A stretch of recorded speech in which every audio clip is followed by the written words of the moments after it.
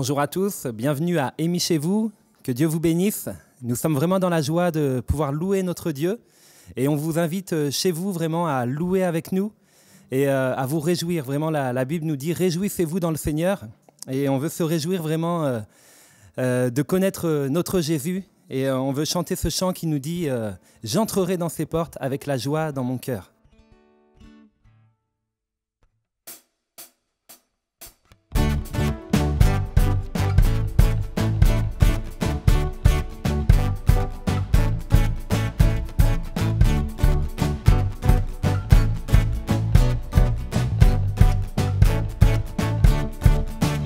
J'entrerai dans ses portes avec la joie dans mon cœur. Je viendrai louer le Seigneur. Je dirai voici le jour que l'Éternel a fait. Qu'il soit pour nous tous un sujet de joie. Un sujet de joie, un sujet de joie. Qu'il soit pour nous tous un sujet de joie. Un sujet de joie, un sujet de joie. Qu'il soit pour nous tous un sujet de joie. J'entrerai dans ses portes avec la joie dans mon cœur. Je viendrai louer le Seigneur. Je dirai voici le jour que l'Éternel a fait. Qu'il soit pour nous tous un sujet de joie. Un sujet de joie, un sujet de joie. Qu'il soit pour nous tous un sujet de joie. Un sujet de joie, un sujet de joie. Qu'il soit pour nous tous un sujet de joie. J'entrerai dans ses portes avec la joie dans mon cœur. Je viendrai louer le Seigneur. Je dirai voici le jour que l'Éternel a fait. Qu'il soit pour nous tous un sujet de joie. Un sujet de joie, un sujet de joie, un sujet de joie. Qu'il soit pour nous tous un sujet de joie. Un sujet de joie, un sujet de joie. Qu'il soit pour nous tous un sujet de joie. Un sujet de joie, un sujet de joie, un sujet de joie. Qu'il soit pour nous tous un sujet de joie. Un sujet de joie, un sujet de joie. Qu'il soit pour nous tous un sujet de joie. qu'il soit pour nous. Qu'il soit pour nous tous un sujet de joie. Qu'il soit pour nous tous un sujet de joie. Alléluia, amen, c'est une joie de connaître Jésus et on se réjouit vraiment, vous pouvez vous réjouir aussi et le louer, lui dire merci Seigneur, merci pour ta grâce, merci pour ton amour et vraiment on veut le louer de tout notre cœur pendant ce moment, ce temps de louange parce que c'est lui qui nous libère, c'est lui qui nous a donné cet amour, c'est ce qu'on veut chanter aussi, cet amour qui m'a libéré, cet amour qui m'a restauré, nous appelle par notre nom.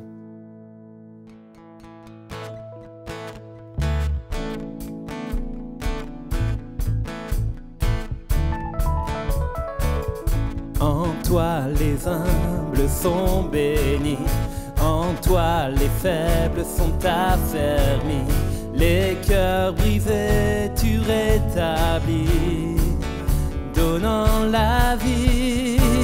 Cet amour qui peut libérer, cet amour qui peut restaurer, nous appelle par notre nom, tu nous appelles par notre nom. Ce Dieu qui créa tout l'univers, ce Dieu qui va mourir au calvaire, nous appelle par notre nom. Tu nous appelles par notre nom. À ceux qui doutent dans la foi, aux chancelants, tu tends les bras, tu les appelles de ta voix. Venez à moi, cet amour qui peut libérer, cet amour qui peut restaurer, nous appelle par notre nom. Tu nous appelles par notre nom. Oh, ce Dieu qui créa tout l'univers, ce Dieu qui va mourir au calvaire, nous appelle par notre nom. Tu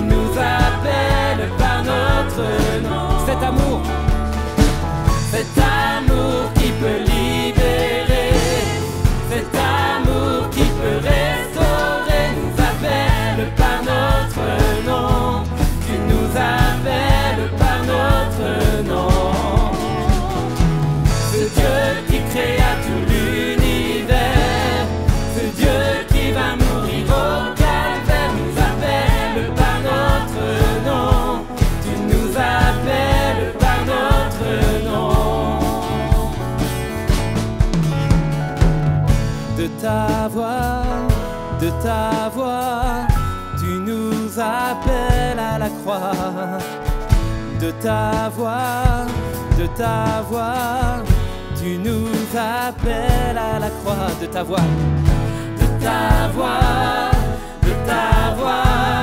tu nous appelles à la croix. De ta voix, de ta voix, chantons encore, de ta voix. De ta voix, tu nous appelles à la croix. De ta voix, tu nous appelles à la croix. Cet amour qui peut libérer, cet amour qui peut restaurer, nous appelle par notre nom. Tu nous appelles par notre nom. Ce Dieu qui créa tout l'univers, ce Dieu qui va mourir au calvaire, nous appelle par notre nom. Tu nous appelles par notre nom. Cet amour qui peut libérer, cet amour qui peut restaurer, nous appelle par notre nom. Tu nous appelles par notre nom. Ce Dieu qui créa tout l'univers, ce Dieu qui va mourir au calvaire, nous appelle par notre nom. Tu nous appelles par notre nom. Tu nous appelles par notre nom. Tu nous appelles par notre nom. Tu nous appelles. Tu nous appelles par notre nom. Tu nous appelles par notre nom. Oh Jésus.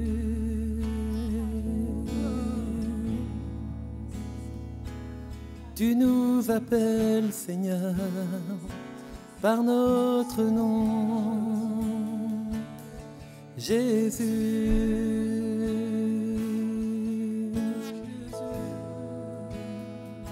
Tu nous appelles, Seigneur, par notre nom, Jésus.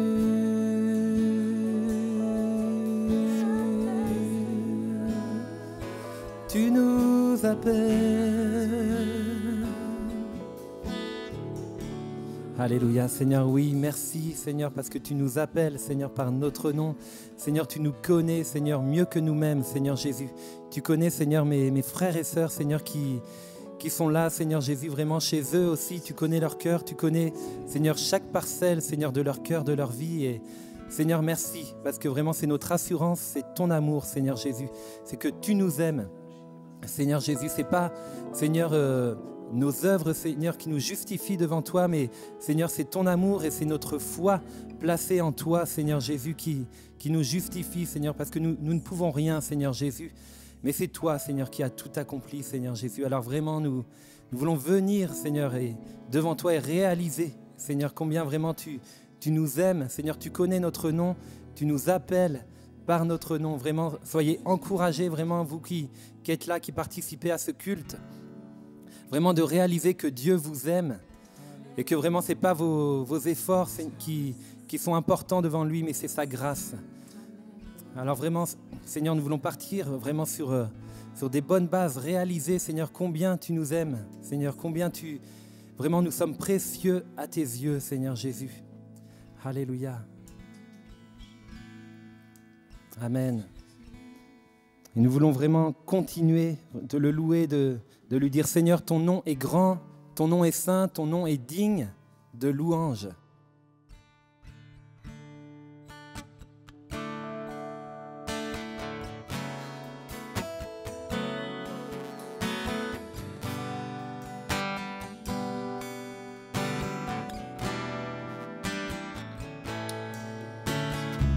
Je viens dans ta présence, Seigneur de l'univers. Rien n'a plus d'importance, rien n'a plus de valeur. Je viens chercher ton cœur, trouver ta volonté, me tenir prosterné en chantant tes louanges. Ton nom est grand, ton nom est saint, ton nom est digne de louange. À toi l'honneur, à toi la gloire, à toi la puissance et la force. Jésus, agneau de Dieu. Je viens dans ta présence, déposer mes fardeaux, tout ce qui me retient de m'approcher de toi. Tu es mon bouclier, mon abri, mon seul bien. Vers toi, Seigneur mon Dieu, je veux lever les mains. Levons nos mains vers lui. Ton nom est grand, ton nom est saint, ton nom est digne de louange.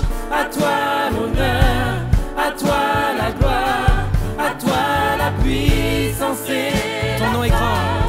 ton nom est grand, ton nom est saint, ton nom est digne de louange. À toi l'honneur, à toi la gloire, à toi la puissance. Ton nom est grand. La force. Ton nom est grand, ton nom est saint, ton nom est digne de louange. À toi l'honneur, à toi la gloire, à toi la puissance et la force. Jésus, Agneau de Dieu, agneau de Dieu. je viens dans ta présence, Je viens dans ta présence, déposer mes fardeaux. déposer mes fardeaux. Chante-le comme une prière. Tout ce qui me retient de m'approcher de toi. Tu es mon bouclier, mon abri, mon seul bien. Vers toi, Seigneur mon Dieu, je veux lever les mains. Ton nom est grand, ton nom est saint, ton nom est digne de louange.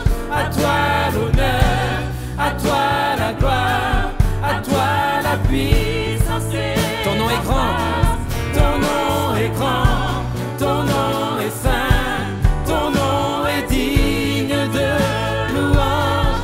À toi l'honneur, à toi la gloire, à toi la puissance et Ton nom est grand.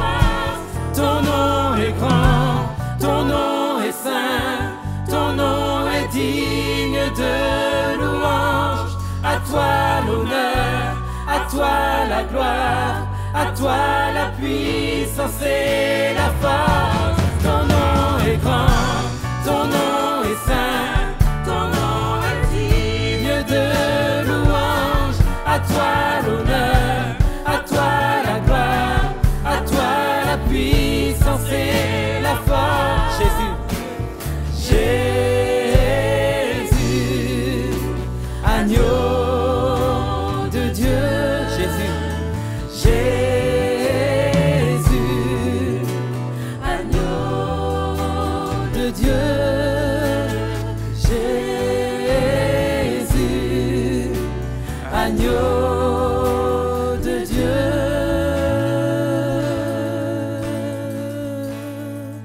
chantez avec nous. Ton nom est grand, ton nom est saint, ton nom est digne de louange. À toi l'honneur, à toi la gloire, à toi la puissance et la Dernière fois. force. Ton nom est grand, ton nom est saint, ton nom est digne de à toi l'honneur, à toi la gloire, à toi la puissance et la force. Jésus, agneau de Dieu.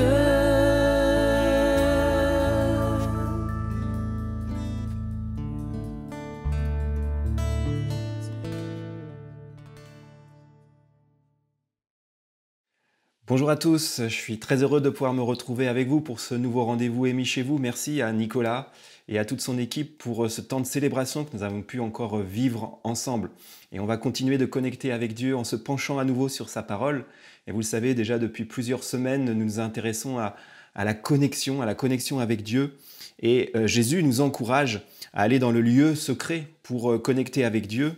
Et c'est ce que nous trouvons dans l'évangile de Matthieu au chapitre 6, verset 6. Et après avoir dit cela, Jésus, dans la suite de cet enseignement, indique à ses disciples comment prier. C'est ce que nous avions commencé à voir ensemble il y a quelques semaines. C'est la fameuse prière que l'on appelle le Notre Père, qui se trouve entre les versets 9 et 13 de ce chapitre 6 de l'évangile de Matthieu. La première instruction que Jésus donne à ses disciples au début de cette prière, c'est de s'adresser à Dieu comme à un père. Et la prière est ensuite constituée de trois premières demandes qui sont formulées en tu. Et ces trois premières demandes sur lesquelles nous avions passé un peu de temps sont axées sur Dieu, sont concentrées sur Dieu. Puis il y a trois demandes suivantes qui sont formulées en nous, qui elles par contre sont axées sur les besoins de ceux qui prient, sur nos besoins. Et nous allons nous intéresser aujourd'hui à la première de ces trois demandes. Donne-nous aujourd'hui notre pain quotidien. Et cela va nous permettre de voir que nous pouvons connecter avec un Dieu qui pourvoit à nos besoins. Et la première chose que je voudrais voir avec vous, c'est que connecter avec un Dieu qui pourvoit, c'est en réalité connecter avec un Père qui pourvoit. Et ça nous ramène à cet élément tellement important de la foi biblique, de cette révélation de Dieu comme un Père. Il y a un lien étroit à faire entre s'adresser à Dieu comme notre Père et lui demander notre pain quotidien, comme cela nous est enseigné dans cette prière. À l'époque de Jésus, et il faut se remettre dans le contexte du 1er siècle de notre ère, c'était le rôle essentiel du Père de pourvoir aux besoins de sa famille. Les gens vivaient en grande majorité à la campagne. À cette époque-là, certainement 80 à 90% de la population vivait dans les campagnes, dans un environnement rural, et les villes étaient très rares à ce moment-là. Et le père travaillait au champ avec ses fils pour tirer de la terre tout ce dont sa famille avait besoin pour vivre. On cultivait à ce moment-là principalement du blé et de l'orge à partir desquels on produisait du pain. Et le pain était l'aliment de base pour le repas. D'ailleurs, en hébreu, c'est le même mot, les rem, qui désigne le pain et qui désigne la nourriture en général. Le même mot pour désigner le pain et la nourriture. Donc c'est dire l'importance que le pain avait pour s'alimenter à ce moment-là. Donc les hommes de la famille partaient dans les champs, ils partaient pour semer, pour récolter les céréales, et le pain était fabriqué à la maison par la mère, avec ses filles et avec ses belles-filles quand elle en avait. Et c'est elle qui moulait les grains, qui confectionnait la farine et la pâte à partir des céréales qui avaient été ramenées dans la maison par les hommes de la famille. Le pain ne se vendait pas, le pain ne s'achetait pas, il était confectionné et il était mangé par la famille, sur place. Et d'ailleurs, dans les campagnes, le pain était une denrée si précieuse que le pain pouvait servir lui-même de monnaie. Les échanges étaient possibles sous forme de troc. Donc le pain vraiment constituait le minimum vital à cette époque.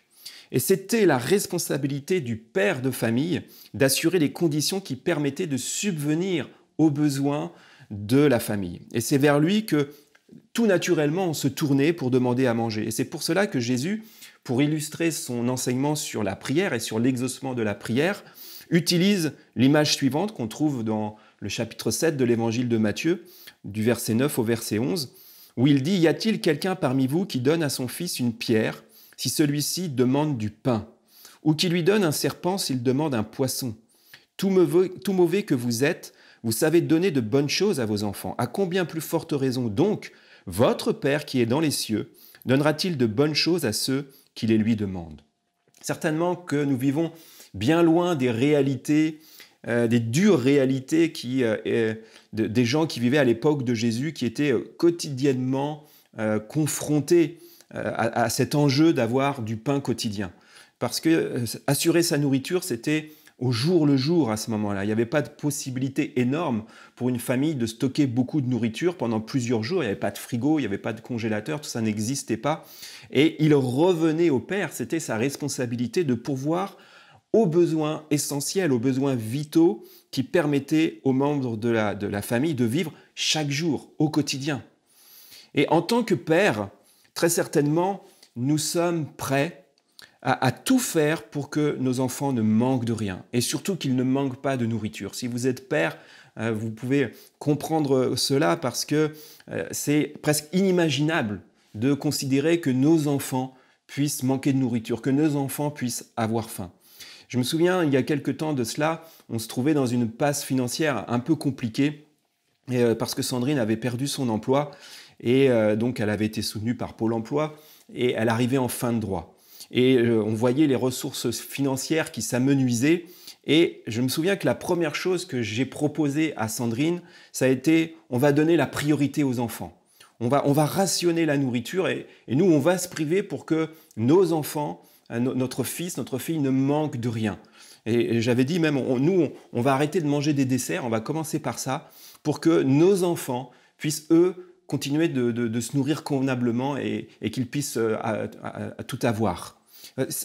Vraiment, c'est le premier réflexe d'un père, c'est que ses enfants ne manquent de rien. C'est sûr, on peut avoir des tas de conceptions, on peut avoir des tas d'opinions sur Dieu quand on réfléchit sur la question. Mais ce qui est important, c'est vraiment de voir que Jésus nous révèle Dieu comme un père.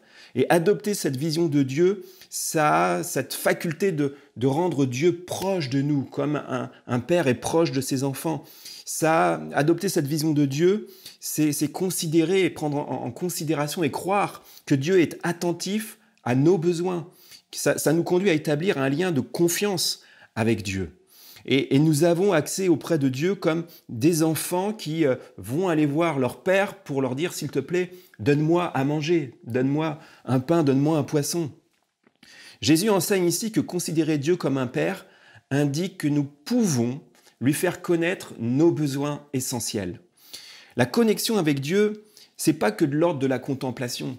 La connexion avec Dieu, c'est pas simplement croire en quelque chose, croire en Dieu ou croire que la Bible est vraie. La connexion avec Dieu, ça nous amène à vivre des choses très concrètes avec Dieu et à aborder des questions comme celles des besoins fondamentaux qui sont les nôtres, comme de se nourrir. Et Dieu dit à ceux qui lui font confiance qu'il va prendre soin d'eux comme un père prend soin de ses enfants et qu'il va veiller, si nous plaçons notre confiance en lui, sur nos besoins essentiels. Le deuxième point que je voudrais voir avec vous, c'est quelle est la raison pour laquelle Dieu pourvoit. Jésus donne un enseignement complémentaire plus loin entre les versets 25 et 34, toujours dans l'évangile de Matthieu, dans ce chapitre 6. Et Jésus évoque les besoins vitaux de se nourrir et de se vêtir. C'est ce qu'il dit au verset 25. « Voilà pourquoi je vous dis, ne vous inquiétez pas au sujet de la nourriture et de la boisson dont vous avez besoin pour vivre, ou au sujet des vêtements dont vous avez besoin pour votre corps. La vie est plus importante que la nourriture, et le corps plus important que les vêtements, n'est-ce pas ? Sans possibilité de boire, sans possibilité de manger, sans possibilité de s'habiller, la vie est menacée. Les inquiétudes dans ce domaine, quelque part, c'est naturel. C'est naturel d'avoir le souci de ces choses-là. C'est normal d'œuvrer pour se procurer de la nourriture, pour se nourrir, d'œuvrer pour s'habiller. Et Jésus ne critique pas le fait de chercher à se nourrir ou à se vêtir. Il décrit ici un état d'esprit qui entre en conflit avec la foi, qui entre en conflit avec la confiance que nous sommes appelés à placer en Dieu notre Père. Il décrit une situation où l'inquiétude remplace la foi.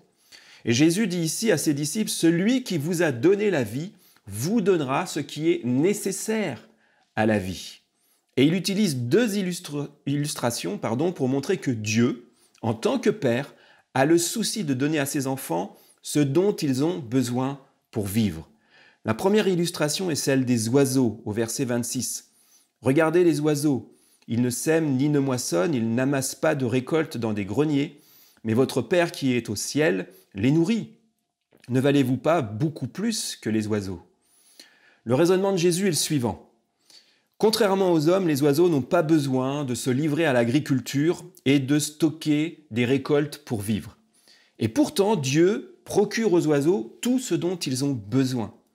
Donc, vous qui avez le souci normal de vous nourrir et qui vous employez à vous procurer de la nourriture par les travaux des champs, Dieu, votre Père, pourvoira à vos besoins essentiels. S'il le fait pour les oiseaux, il le fera pour les hommes, parce que les hommes ont beaucoup plus de valeur que les oiseaux. Et Jésus continue en disant au verset 27, « Qui d'entre vous parvient à prolonger un peu la durée de sa vie par le souci qu'il se fait ?» Littéralement, on pourrait traduire « Qui de vous, en s'inquiétant, peut ajouter à son temps de vie une seule coudée ?» La coudée, c'est la distance qu'il y a entre la main et le coude. Et on utilisait en fait cette partie du corps pour mesurer. C'était comme une règle. Donc quand on construisait une maison ou quand on confectionnait des meubles, pour pouvoir faire des mesures, on mesurait en coudées. Un coudé, une table qui mesurait 2 coudées par exemple. Donc vous voyez, ça fait à peu près 45 cm. C'est pas grand-chose. C'est vraiment une petite unité de mesure. Et là, Jésus nous fait entendre quelque chose d'intéressant. Il souligne un paradoxe. Il dit que l'inquiétude pour subvenir à ce qui nous fait vivre peut devenir ce qui abroge notre vie. C'est pas parce que l'on se démène pour subvenir à ses besoins qu'on va vivre plus vieux. On a l'impression du contraire. En fait, c'est le contraire qui se passe, parce que l'inquiétude, quand elle prend trop de place, quand elle prédomine dans nos pensées, dans notre cœur, l'inquiétude nous ronge. L'inquiétude épuise notre énergie. Elle entame notre vitalité. Et on le sait que les soucis, ça provoque des maladies. Ça provoque de l'hypertension, ça provoque des ulcères, ça peut amener à la dépression aussi. Quand il y a beaucoup de soucis, ça peut aussi avoir comme effet délétère de gâter nos relations, parce que la tension que le souci crée nous rend irritables, et ça a forcément des répercussions auprès des gens, sur les gens qui nous entourent. Et le souci nous entraîne quelquefois même dans des addictions. On peut être amené à boire pour oublier, on peut être amené à fumer pour toutes sortes de substances, pour se détendre, pour se relaxer. Et pour contrer les effets destructeurs de l'inquiétude, Jésus dit que Dieu, comme un bon père, fera toujours en sorte que ceux qui se confient en lui ne manquent jamais de nourriture. La deuxième illustration qui est utilisée par Jésus est celle de l'herbe des champs, au verset 28 à 30.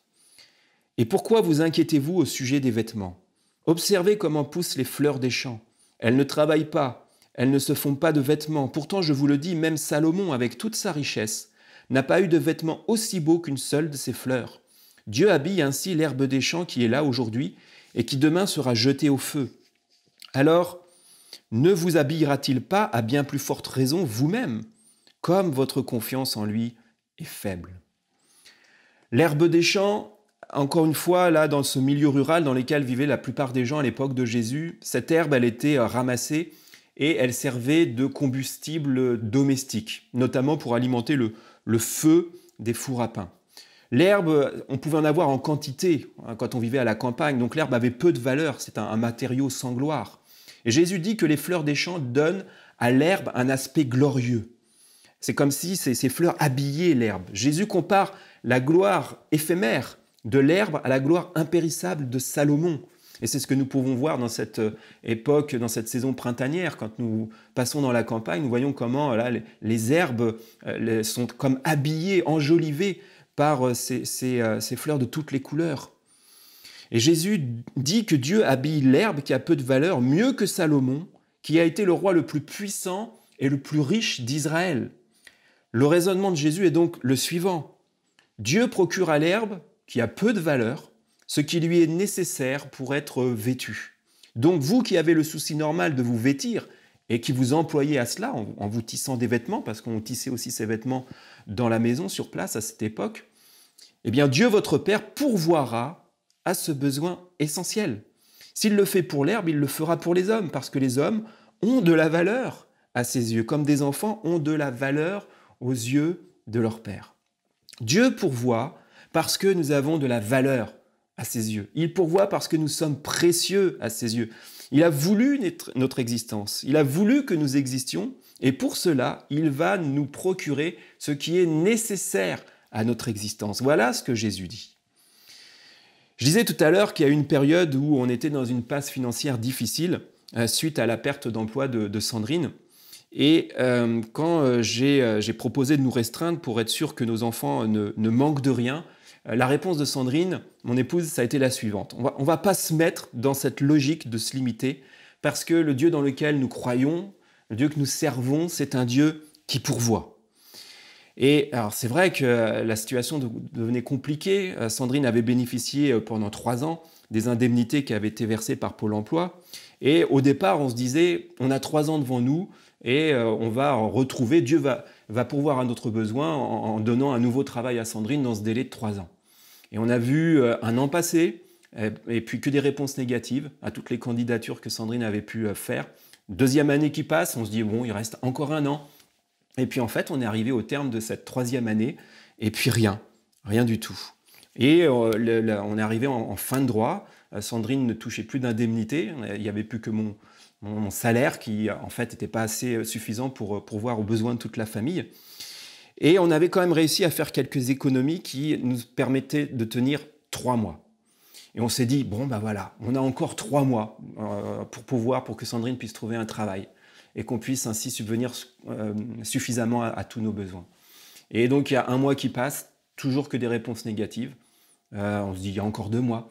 Le 2e mois passe, que des réponses négatives. Et on arrive comme ça jusqu'au terme du 3e mois. Et on n'avait pratiquement plus rien dans notre caisse familiale.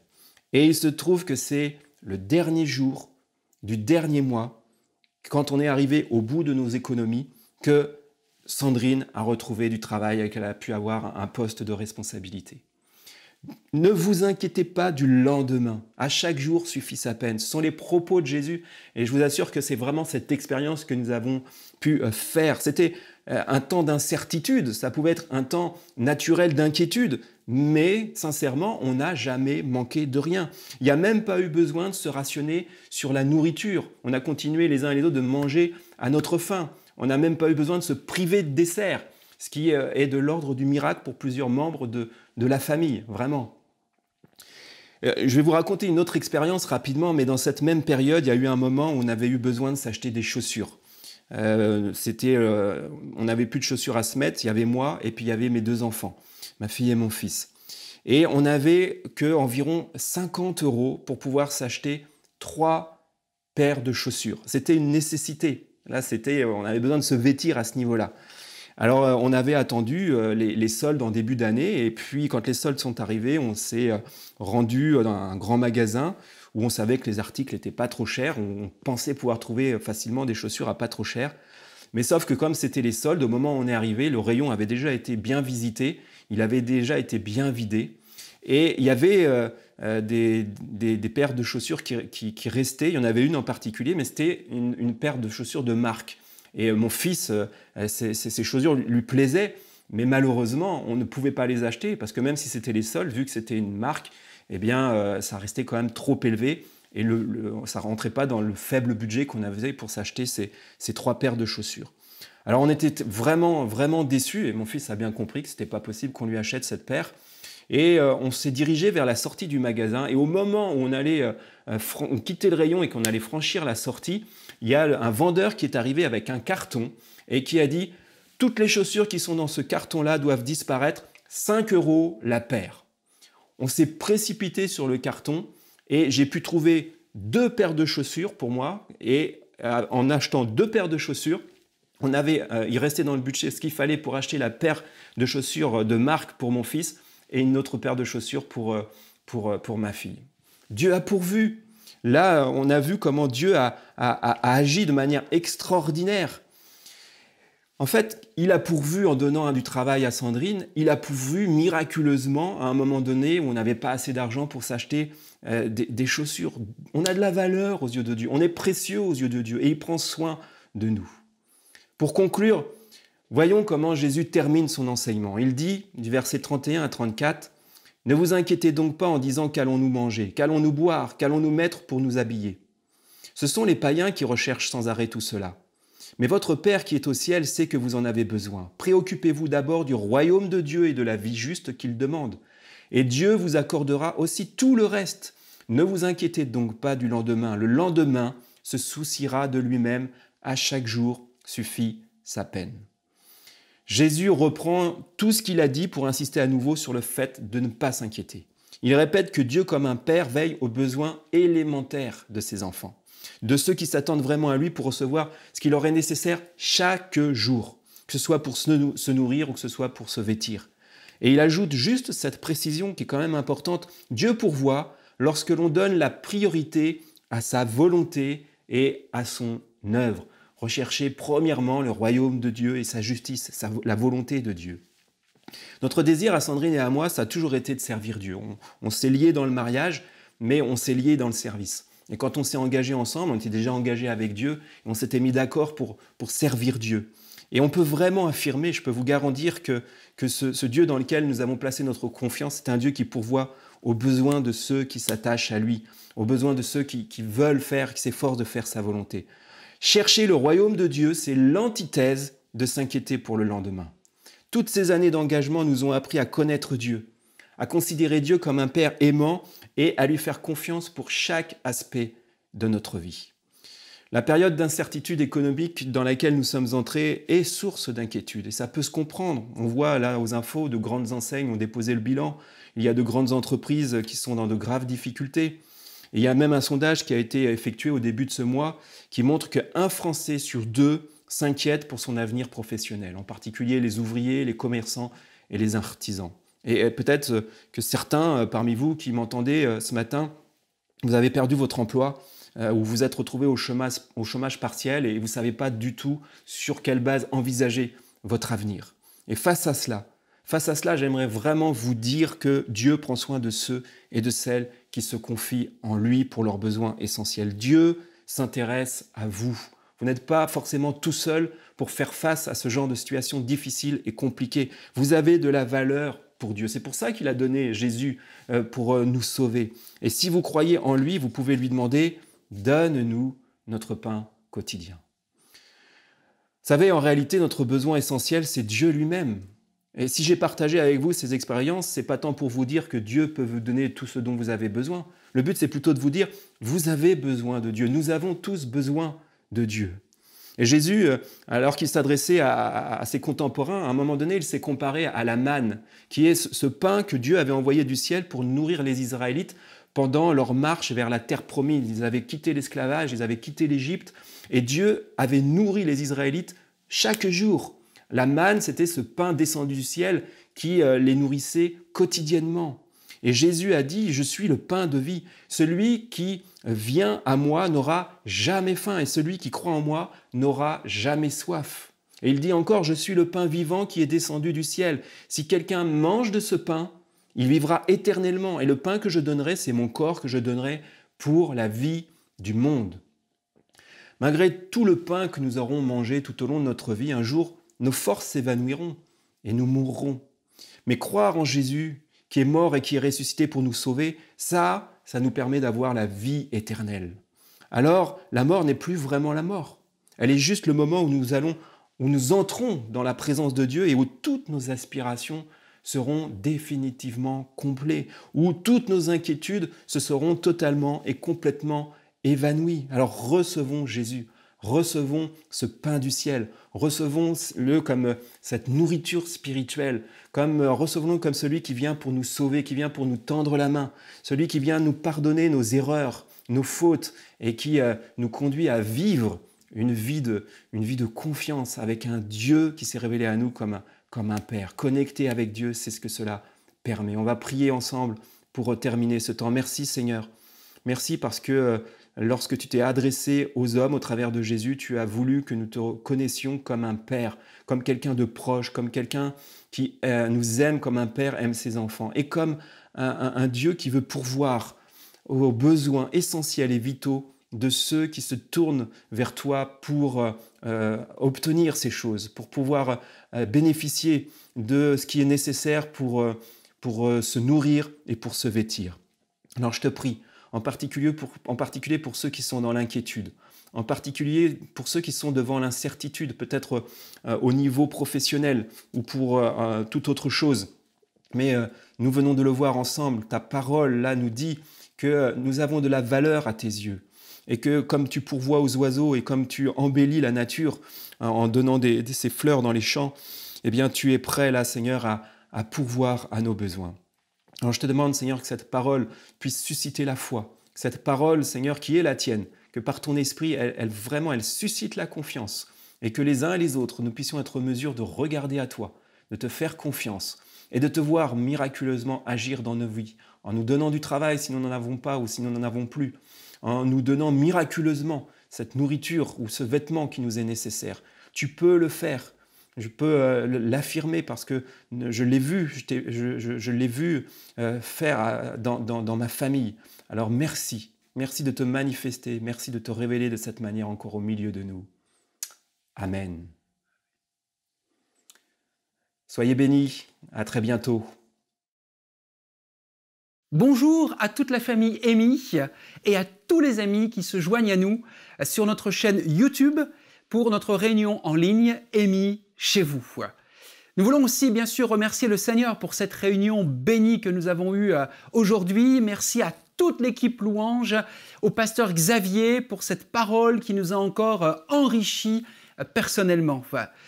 Vous savez, c'est une journée tout à fait spéciale, une grande joie et aussi un privilège pour moi, pour nous, que de dire du plus profond de notre cœur, n'est-ce pas les enfants, à tous les papas, bonne fête papa, bonne fête à tous les papas, quel que soit votre âge, quelle que soit la couleur de votre peau.